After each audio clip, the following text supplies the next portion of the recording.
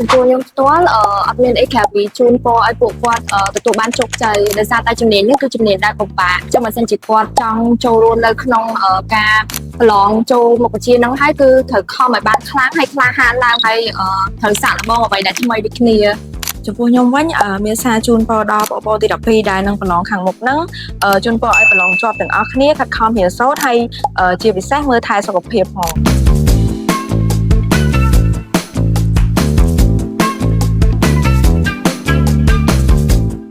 សូមគោរពជម្រាបសួរនិងស្វាគមន៍សិស្សនិស្សិតអ្នកទស្សនាយើងទាំងអស់គ្នាសាជាថ្មីម្ដងទៀតមកកាន់ DIU Talk កម្មវិធីរបស់យើងតែងតែនាំយកនៅបទពិសោធន៍ថ្មីៗក៏ដូចជាចំណេះដឹងរបស់និស្សិតឆ្នើមប្រចាំសាកលវិទ្យាល័យអន្តរជាតិយើងមកចែករំលែក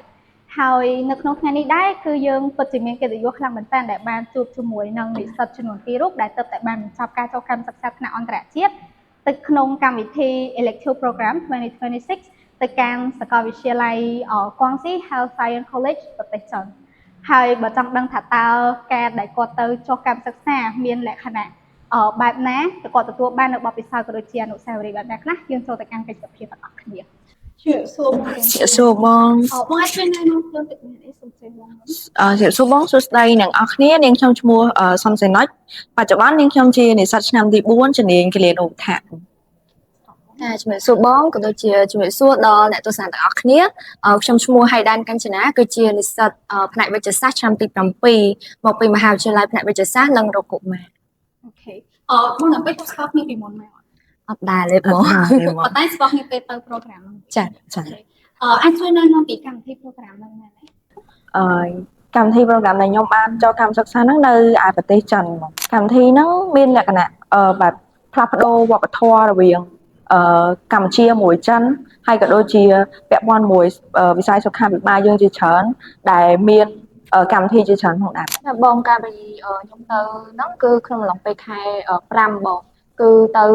ទីក្រុងណានីងខេត្តខ្វាងស៊ីប្រទេសចិនគឺនៅខ្វាងស៊ី Medical Health Science College ហ្នឹងតែវាគឺជា Bachelor ទាំង Bachelor ហើយនិង Diploma Degree របស់និស្សិតចិនដែលគេបានប្រឡងដើម្បីចុះឈ្មោះចូលរៀននៅសាលាដែរចំមូលហេតុអីបានបងចុះឈ្មោះចូលរួម program មួយចាចំពោះខ្ញុំផ្ទាល់ខ្ញុំគិតថាសាកលវិទ្យាល័យអន្តរជាតិគឺតែងតែមាន MOU ជាមួយនឹងសាកលវិទ្យាល័យតាមបណ្ដាប្រទេសផ្សេងហើយវាមិនជាលើកទី1របស់ខ្ញុំទេដែលខ្ញុំទៅកម្មសិក្សាហ្នឹងតាមរយៈសាកលវិទ្យាល័យអន្តរជាតិដូចគ្នាហើយមូលហេតុចម្បងដែលខ្ញុំចូលទៅហ្នឹងគឺដោយសារតែខ្ញុំគិតថាវាគឺជាបទពិសោធន៍ដែលថ្មីមួយដែលល្អហើយនឹងមានគុណភាពហើយសាកលវិទ្យាល័យក៏តែតែនាំយកនៅដៃគូសហការដែលល្អដូចគ្នាសម្រាប់ឲ្យនិស្សិតចុះកម្មសិក្សាអូខេជួបបងមូលហេតុដែលជំរុញឲ្យខ្ញុំចូលរួមកម្មវិធីហ្នឹងដោយសារតែទី1ខ្ញុំចង់ទទួលបានបទពិសោធន៍ថ្មីបងហើយមួយទៀតក៏អាចស្គាល់អំពីវប្បធម៌នៃប្រទេសចិនហើយមួយទៀតក៏ជំរុញឲ្យខ្ញុំចង់ដឹងអំពីប្រព័ន្ធអប់រំក៏ដូចជាប្រព័ន្ធសុខាភិបាលនៃប្រទេសចិនផងដែរអូខេពេលដែលដាក់ឈ្មោះទៅហ្នឹងពេលដែលយើងចុះឈ្មោះទទួលបានព័ត៌មានមកទៀតចុះឈ្មោះហ្នឹងចុះឈ្មោះម្នាក់ឯងឬក៏ក្រុមមិត្តភ័ក្តិមកចុះឈ្មោះជាមួយដែរការចុះឈ្មោះហ្នឹងខ្ញុំដាក់មួយមិត្តភ័ក្តិបងតែចាជាប់តែខ្ញុំជាប់តែហងចុះផងវិញខ្ញុំគឺខ្ញុំដាក់ទៅតែឯងទេបងខ្លាហានមកដាក់ទៅតែឯងអូខេចំពោះការត្រៀមខ្លួនវិញកន្លងពេលដែលបងទទួលបានព័ត៌មានហ្នឹងមកថាតើបងមានការត្រៀមលក្ខណៈបែបណាតាំងពីឯកសាររៀបចំហ្នឹងថាតើបងមាន processing បែបណាខ្លះបងចំពោះខ្ញុំផ្ទាល់គឺក្រោយពេលដែលសាកលវិទ្យាល័យគាត់បានប្រកាសមកថាគេជ្រើសរើស candidate សម្រាប់ទៅខ្វាងស៊ីហ្នឹងគឺខ្ញុំឃើញពី requirement របស់គេច្រើនមានទាំង CV personal statement ហើយនិង recommendation letter ពីសាលាអីហ្នឹងគឺខ្ញុំបានដាក់តាម requirement របស់គេហើយបន្ទាប់មកគឺរងចាំការជ្រើសរើសពីខាងសាលាដើម្បីធ្វើការសម្ភាសន៍ចាហើយបន្ទាប់មកក៏ខ្ញុំបានចូលរួមហើយបានជ្រើសរើសអូខេបានជាប់ហ្មងដាក់តែម្ដងជាប់ហ្មងឬក៏មានជាផលតែអីអត់ទេបងដូចជាដាក់តែម្ដងហ្នឹងអូខេស្រួលសិនចាប់ខាងបងខ្ញុំដូចគ្នាបងបានរៀបចំឯកសារពាក់ព័ន្ធទៅនឹងដែលសាកលវិទ្យាល័យគាត់បានទាមទារអញ្ចឹងខ្ញុំបានបំពេញគ្រប់លក្ខខណ្ឌទាំងអស់ហើយក៏បានចូលរួមការសម្ភាសផងដែរបងហើយបន្ទាប់ពីពេលដឹងថាខ្ញុំជាប់ហើយខ្ញុំបានត្រៀមខ្លួនដូចជាលិខិតឆ្លងដែនក៏ដូចជាទិដ្ឋាការសិស្សឬមួយក៏យើងហៅថា student visa ហ្នឹងហើយក៏មួយទៀតដូចជាការអញ្ជើញឬមួយក៏ទទួលស្គាល់ពីសាកលវិទ្យាល័យខាងចិនផងដែរបងអូខេសូមសួរបន្តិចតទៅមួយការសម្ភាស ថាតើមានភាពលំបាកអត់ហើយមានការត្រៀមបែបណាដែរត្រៀមខ្លួនក្នុងការទៅនិស្សិតហ្នឹងសូមបងមុន ចាចំពោះការសម្ភាសន៍ហ្នឹងភាគច្រើនលោកគ្រូ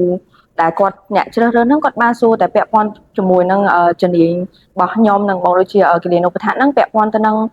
ការបង្ករោគមួយចំនួនក៏ដូចជាការធ្វើnursing process អីចឹង អូខេសំណួរ general ទេ ចា អូខេចុះខាងបងវិញ សម្រាប់ខ្ញុំគឺសំណួរ general ដូចគ្នាបងគាត់ថាខ្ញុំបន្ថែមតកតងទៅនឹងគាត់បានសួរអំពីបទពិសោធន៍តែការទៅកម្មវិធីចុះកម្មសិក្សាផ្សេងហ្នឹងអីចឹងខ្ញុំក៏បានចែករំលែកប្រាប់គាត់ដែរថាពីមុនយើងធ្លាប់ចុះរបៀបម៉េចចឹងហ៎បង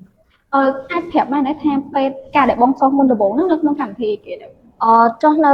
កម្មវិធី elective program ដូចគ្នាបងតែនៅប្រទេសជិតខាងយើង អូខេអូខេសូមសួរចំណាប់អារម្មណ៍វិញពេលដែល fly ទៅដល់ណាពេលដែលទៅដល់ប្រទេសចិនភ្លាមហ្មងតើមានអារម្មណ៍យ៉ាងណាដែរសូមបង សម្រាប់ខ្ញុំវិញវាជាលើកទី1ដែលខ្ញុំទៅប្រទេសចិនអញ្ចឹងតាមក្រោយពីពួកខ្ញុំបានស្គាល់គ្នាចាប់ដៃគូជាក្រុមទៅហើយដល់មកទៅដល់ហ្នឹងគឺសប្បាយចិត្តខ្លាំងមែនតើបងពួកយើងបានស្គាល់គ្នាហើយពួកយើងមានដៃគូដែលល្អបងអញ្ចឹងនិយាយគ្នាត្រូវគ្នាទៅដល់ក៏សប្បាយដូចគ្នា ចុះអាបង ខ្ញុំដូចគ្នាហ្មងដោយសារតែពួកយើងពីមុនមកក៏អាចស្គាល់គ្នាហ្មងតាំងតែរៀននៅសាកលវិទ្យាល័យមួយគ្នាតែនៅពេលដែលពួកខ្ញុំបានដឹងថាជាប់ហ្នឹងក៏មានប្រស័យតាក់ទងមួយគ្នាហើយបានស្គាល់គ្នារាប់អានគ្នាដល់ថ្ងៃហ្នឹង អូខេតោះមកដែរហាអានេះជាកម្មវិធីមួយដែលនាំឲ្យពួកបងស្គាល់គ្នាដែរការមិត្តភាពថ្មីអូខេចុះអាចចែកម្លែកពីបទពិសោធន៍កន្លងពេលដែលយើងទៅដល់គេហ្នឹងថាតើបងរៀនបានគេខ្លះពីការចុះកម្មសិក្សាមួយហ្នឹង ចាបងចំពោះខ្ញុំវិញបានយល់ដឹងច្រើនអំពីវប្បធម៌នៃប្រទេសចិនហើយមួយទៀតក៏សាកលវិទ្យាល័យនៅខាងចិនហ្នឹងគាត់បានបរៀនខ្ញុំដូចជាការថែទាំដែលមានស្តង់ដារតាមប្រទេសចិនហ្នឹងការសង្គ្រោះបេះដូងនិងដង្ហើមការសង្គ្រោះការស្លាក់ហើយក៏មួយទៀតក៏ដូចជាការថែទាំមនុស្សចាស់ផងដែរបង អូខេចុះខាងបងវិញ ចុះបងទៅដល់តែពិតទៅដល់ថ្ងៃដំបូងនោះគឺមានភាពកក់ក្ដៅហើយបាត់ហើយដោយសារតែខាងសាកលវិទ្យាល័យគាត់បានរៀបចំឲ្យពួកយើងកន្លែងគេងការទទួលការរាក់ទាក់ម្ហូបអាហារផ្សេងហ្នឹងគាត់បានទទួលយើងបានយ៉ាងល្អធ្វើឲ្យពួកយើងមានអារម្មណ៍កក់ក្ដៅហើយទី2ពេលដែលពួកយើងរៀនហ្នឹងគឺ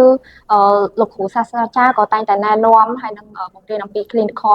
medicine ហ្នឹងរបៀបម៉េចការសង្គ្រោះជីវិតរបៀបម៉េចនៅ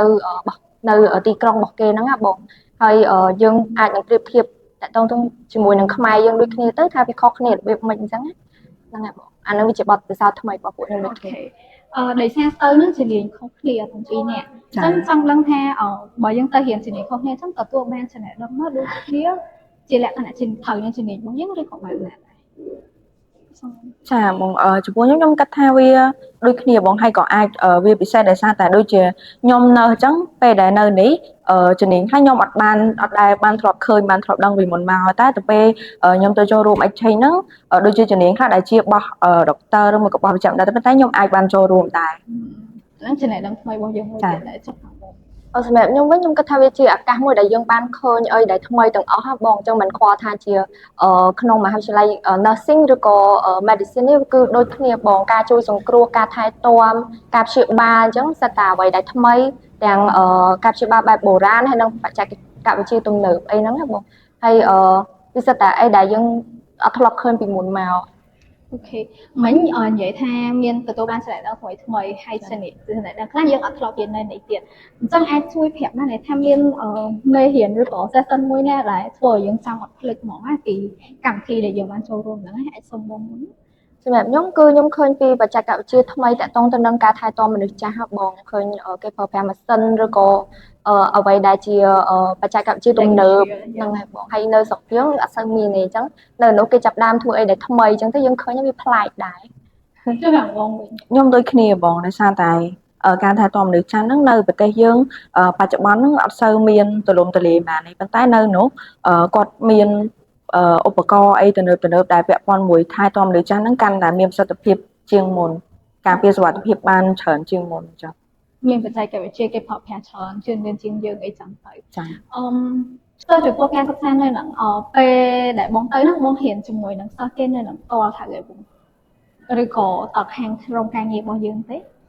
វាមានតាម session បង session ខ្លះគឺយើងត្រូវរៀនជាមួយគេដែរ អូខេអញ្ចឹងខ្ញុំចង់ដឹងថាបងមានផលលំបាកក្នុងការរៀនអត់ព្រោះទៅរៀនមួយគេពេលខ្លះគេអាចប្រើភាសាគេអីចឹងទៅតែពួកបងមានចេះចិនអត់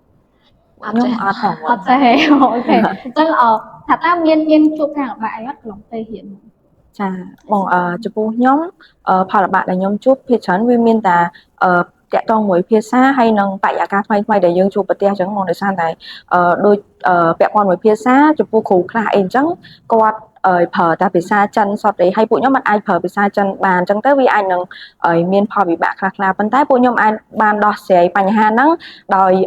ការប្រើភាសាអង់គ្លេសជំនួសហើយមួយទៀតប្រើឧបករណ៍ដែលអាចបកប្រែពីភាសាអង់គ្លេសទៅចិនពីចិនមកអង់គ្លេសវិញអញ្ចឹង អាហ្នឹងក៏ស្រួលម្យ៉ាងដូចជា AI យើងប្រើ AI ថតលេង ចាបង ចុះ ខ្ញុំដូចគ្នាបងតើតើនឹងភាសាក៏ខ្ញុំអត់ចេះទេអញ្ចឹងទោះបីជាភាសាអង់គ្លេសជាភាសាគោលក៏ដោយយើងអាចប្រើប្រាស់តែមួយសាស្ត្រាចារ្យដែលគាត់ចេះភាសាអង់គ្លេសទៅក្រៅអញ្ចឹងអ្នកផ្សេងក៏អត់សូវចេះដែរ អូខេទៅនឹងមានលក្ខណៈថ្មីជាជនជាតិចិនទេមានជននៅអាស្រ័យតាក់ទងគ្នាមកដល់ឥឡូវអី ចា នៅ មានអ្នកគ្នាទៅជួបគ្នាម្ដងទៀត អត់មាន អូខេចំណុចមួយទៀតខ្ញុំចង់ដឹងតាក់ទងមួយសាស្ត្រាចារ្យថាតើគាត់ចំពោះការបរិញ្ញាបត្រគាត់ថាតើមានភាពងាយស្រួលដល់បងអត់ឬក៏មានភាពខុសគ្នាពីយើងនៅខ្មែរនេះឬក៏ដូចតែគ្នាដែរទេហើយសូមបង ចាបងចំពោះខ្ញុំគិតថាអត់មានអីខុសគ្នាច្រើនទេជាមួយនឹងប្រទេសខ្មែរយើងដោយសារតែសាស្ត្រាចារ្យគាត់តែងតែផ្ដល់នូវចំណេះដឹងផ្នែកទ្រឹស្ដីបន្ទាប់មកចំណេះដឹងការអនុវត្តបន្ថែមអញ្ចឹងណាបងជឿដូចតែនៅស្រុកខ្មែរយើងដែរ អូខេសូម ចំពោះខ្ញុំវិញក៏ខ្ញុំគិតថាដូចគ្នាដែរបងដោយសារតែព្រោះការបរិញ្ញាបត្រទាំងអស់គាត់តែងតែយកទ្រឹស្ដីយកមកបរិញ្ញាបត្រឬមួយក៏បង្ហាញតាមរយៈការធ្វើបទបង្ហាញឬមួយក៏ slide អីមុនអញ្ចឹងហើយបានគាត់ចាប់ដើមអនុវត្តតាមក្រោយ អូខេអញ្ចឹង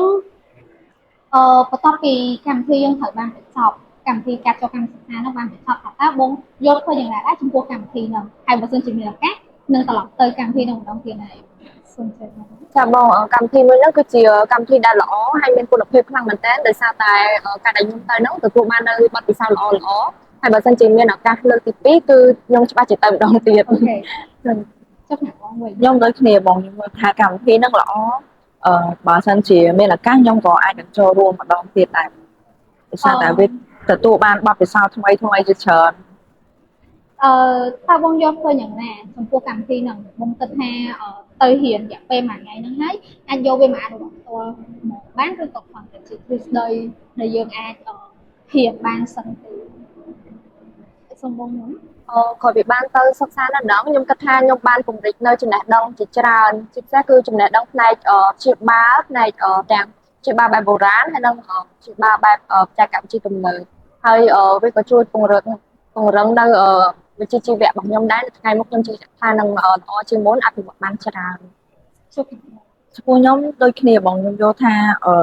ពេលដែលខ្ញុំទៅបានឃើញនេះខ្ញុំយល់ថាវាមានអីដែលថ្មីជាច្រើនដែលខ្ញុំអត់ធ្លាប់ជួបពីមុនដូចជានៅនោះមានទាំងការព្យាបាលបែបបុរាណនិងបែបសម័យវិទ្យាសាស្ត្រយើងផងដែររួមបញ្ចូលទាំងបុរាណដូចជាការចាក់បញ្ចូលអីចឹងគេនៅតែរក្សាដូចគ្នា អូខេជាសារចុងក្រោយហ្មងបងមានសារឲ្យបើសិនជាមិនថាអ្នកដែលជា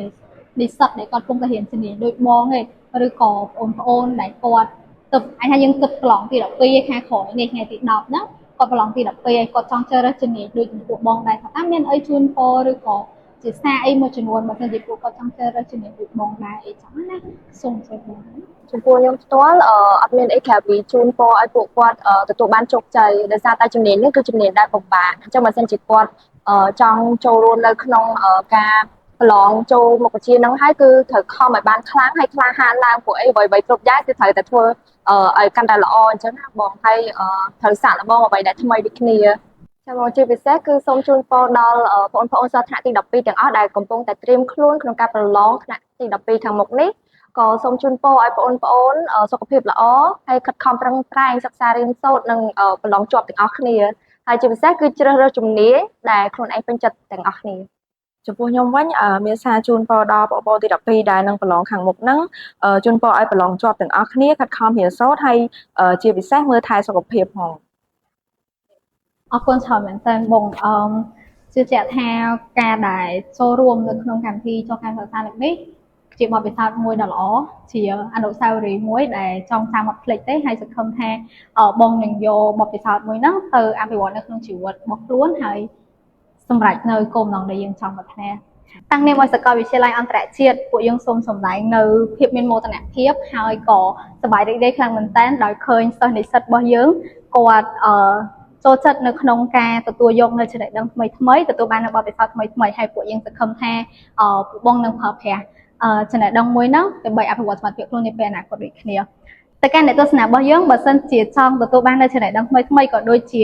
ការចែករំលែកបទពិសោធន៍របស់និស្សិតក៏ដូចជាវាគ្មិនកិត្តិយសប្រចាំសាកលវិទ្យាល័យអន្តរជាតិរបស់យើងកុំភ្លេចតាមដាននៅក្នុង Facebook ក៏ដូចជា TikTok ផ្លូវការរបស់យើងផ្ទាល់ពីពួកយើងទៅអរគុណខ្លាំងមែនទែនសម្រាប់ការទស្សនាសូមអរគុណសូមជម្រាបលា